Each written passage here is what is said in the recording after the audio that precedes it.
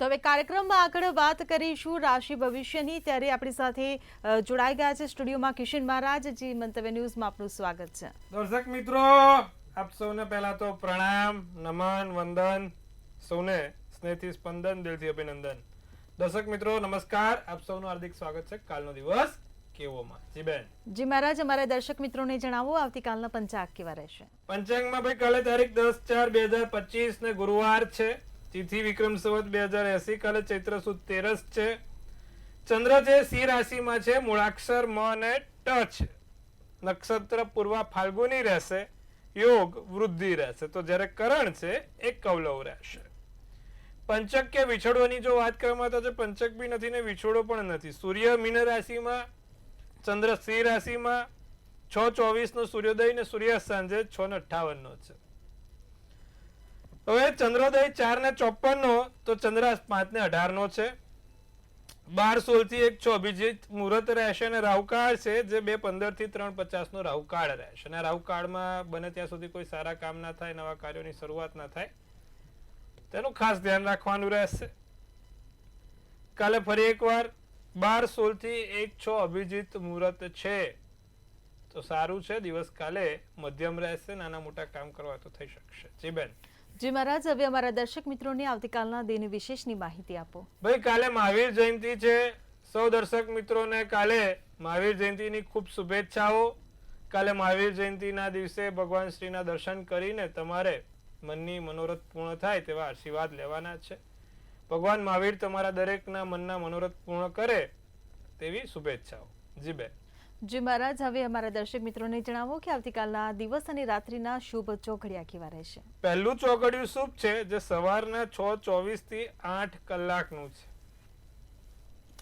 બીજું લાભ ચોઘડિયું 12:41 થી 2:15 કલાકનું છે. ત્રીજું છે અમૃત ચોઘડિયું 2:15 થી 3:50 નું. ચોથું શુભ ચોઘડિયું 5:24 થી 6:58 નું. રાત્રિનું ચોઘડિયું અમૃત રહેશે 6:58 થી 8:23 કલાક. આ થયા સારા અને શુભ ચોઘડિયાની વાત. કોઈ પણ પ્રકારના કાલે નાના મોટા કામ કરવા છે કે નવા કાર્યની શરૂઆત કરવી છે, આ ચોઘડિયા જોઈને થાય.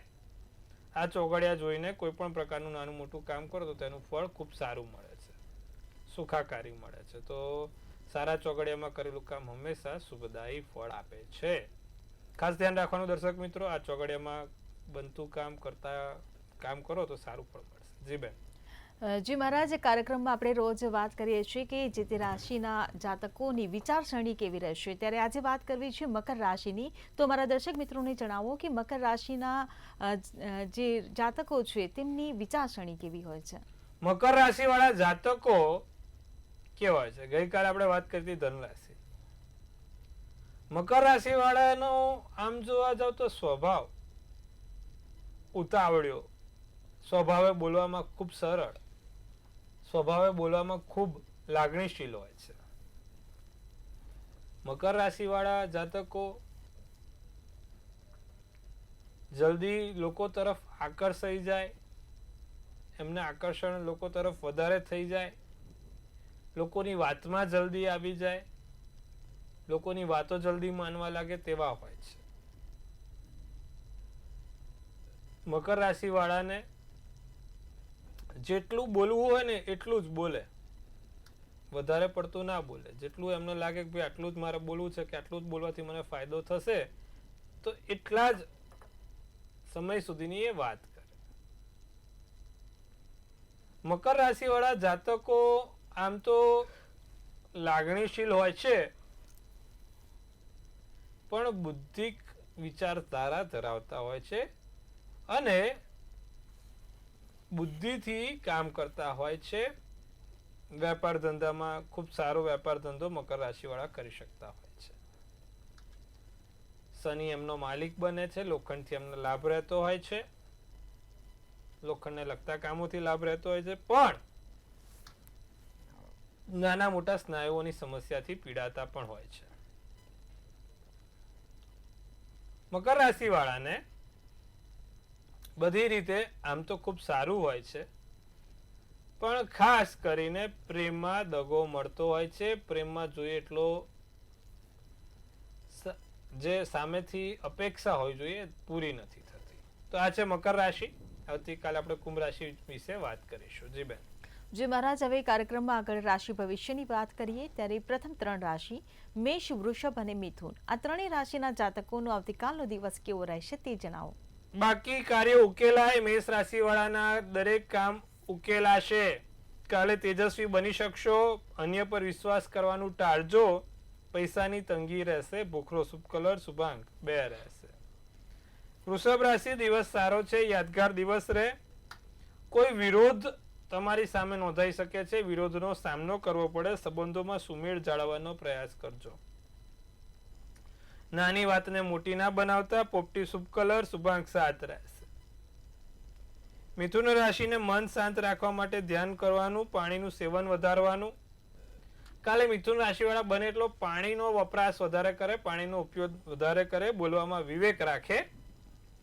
ચિંતામાંથી મુક્ત થશો. કેસરી શુભ કલર શુભાંક 5 રહેશે. જી બેન. જે મહારાજ હવે અમારા દર્શક મિત્રોને જણાવો કે કર્ક, સિંહ અને કન્યા ત્રણેય રાશિના જાતકોનો આવતીકાલનો દિવસ કેવો રહેશે. અભ્યાસમાં પ્રગતિ થાય. કોઈ કપટ ના થાય તેનું ખાસ ધ્યાન રાખીશું. પેટ સંબંધિત સમસ્યાઓ થઈ શકે છે. પેટ સાચવવાનું કાલે. બીજું લાંબી મુસાફરી ટાળજો. લાંબી મુસાફરી કરવાનું ઓછું રાખજો. સોનેરી શુભ કલર શુભાંક 6. હા, બાકી લાંબી મુસાફરી કરો ગળે સમસ્યા થઈ જાય. ધ્યાન રાખવાનું. સિંહ રાશિ ભૂતકાળના રોકાણથી આવક વધે.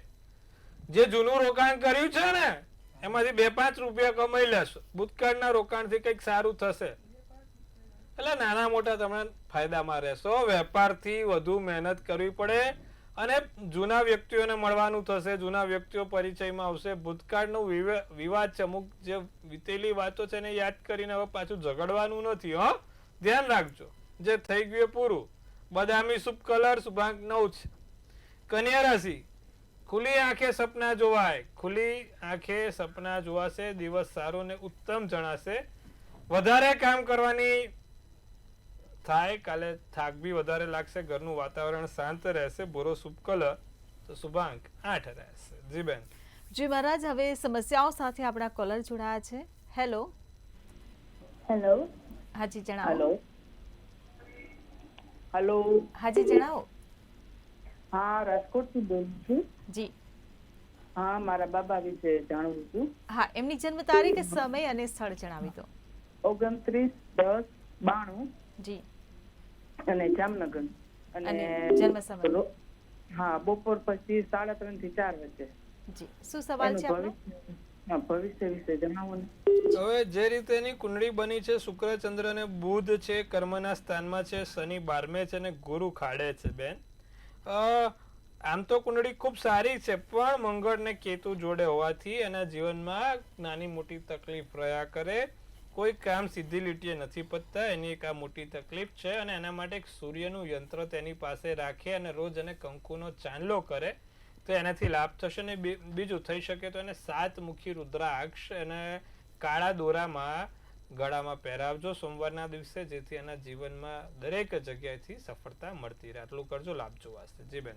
જી મહારાજ, રાશિ ભવિષ્ય તરફ આપણે પરત ફરીએ અને આગળની 3 રાશિ તુલા, વૃશ્ચિક અને ધન આ ત્રણેય રાશિના જાતકોનો આવતીકાલનો દિવસ કેવો રહેશે તે જણાવો. વડીલોની સલાહથી કામ કરશો તો સારું રહેશે.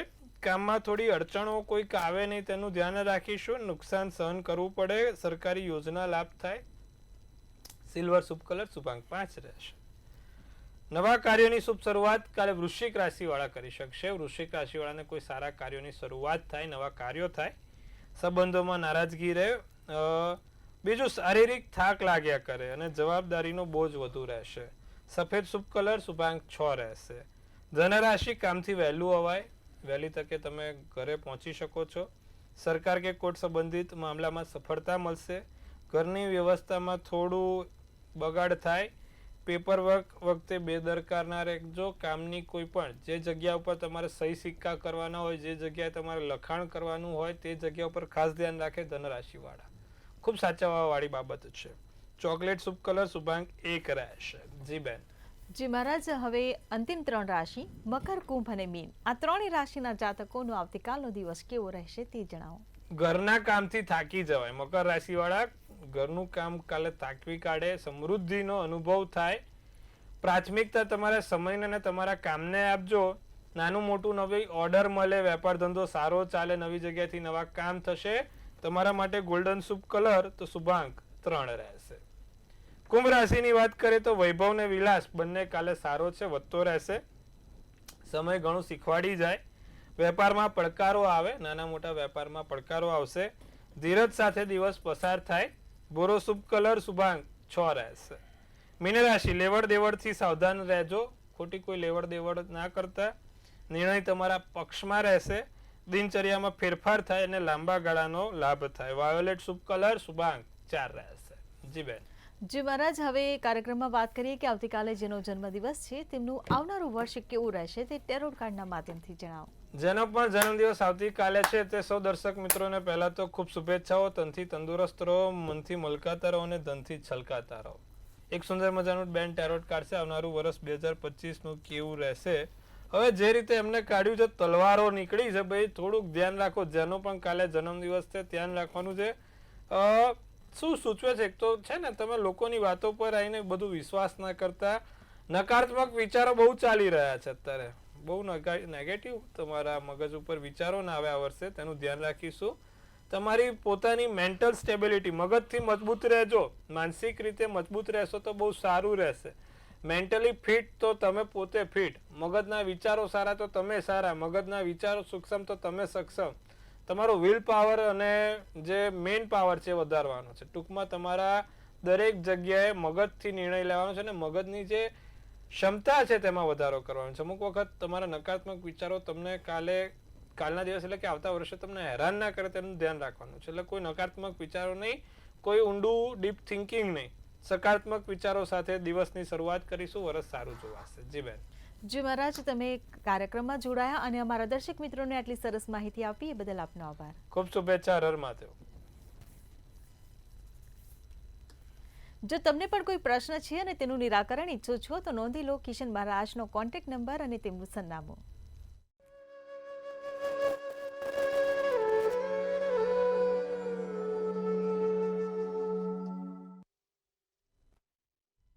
મંતવ્ય ન્યૂઝના ભવિષ્યલક્ષી કાર્યક્રમ કાલનો દિવસ કેવોમાં હાલ બસ આટલું જ. કાલે ફરી મળીશું. નમસ્કાર.